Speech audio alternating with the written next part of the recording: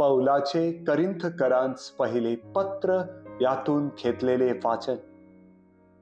Corinth येथील देवाच्या मंडळीस म्हणजे ख्रिस्त येशू मध्ये पवित्र केलेल्या आणि पवित्र जन होण्यास बोलावलेल्या लोकांस आणि आपला प्रभू येशू ख्रिस्त म्हणजे त्यांचा आणि आपलाही प्रभू याचे नाव सर्व ठिकाणी घेणाऱ्या सर्वांस देवाच्या इच्छेने ख्रिस्त येशूचा प्रेषित होण्याकरिता बोलावलेला पौल आणि आपला बंधू सोस्थेनेस यांच्याकडून देव आपला पिता आणि प्रभू ख्रिस्त यांच्यापासून तुम्हाला कृपा आणि शांती असो.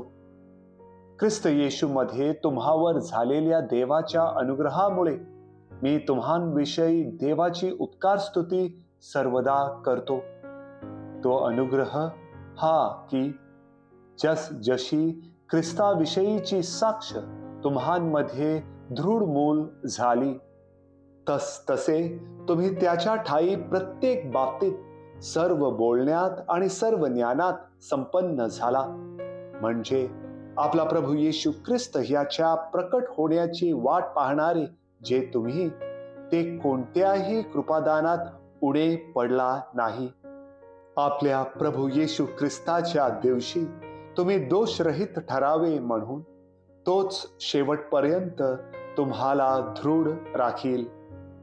ज्याने स्वपुत्र येशू ख्रिस्त आपला प्रभू याच्या सहभागीपणात तुम्हाला बोलावले तो देव विश्वसनीय आहे.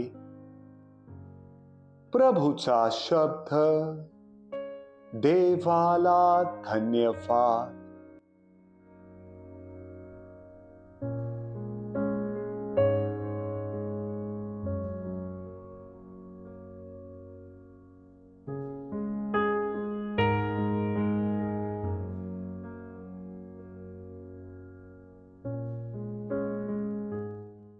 मथाई लिखित पवित्र शुभवर्तमानातून घेतलेले वाचन.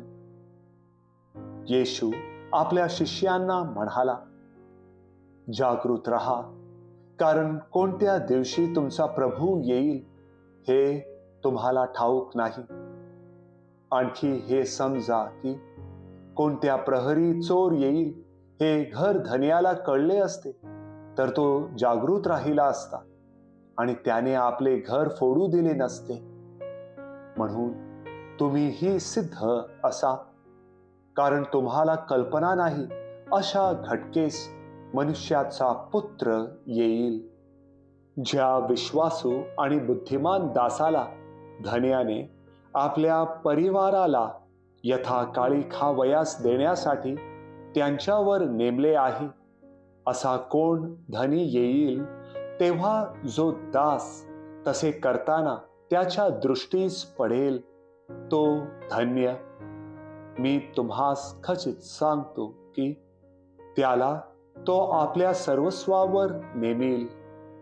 परंतु आपला धनी येण्यास विलंब लागेल असे जर एखादा दुष्ट दास आपल्या मनात म्हणेल आणि आपल्या सोबतीच्या दासांस मारू लागेल आणि जिंकलेल्यांबरोबर खाईल पिईल, तर तो वाट पाहत नसेल अशा दिवशी आणि त्याला माहीत नसलेल्या घटकेस त्या दासाचा धनी येऊन त्याला छाटून टाकील आणि ढोंग्यांना द्यावयाचा हिस्सा त्याच्या पदरी बांधील.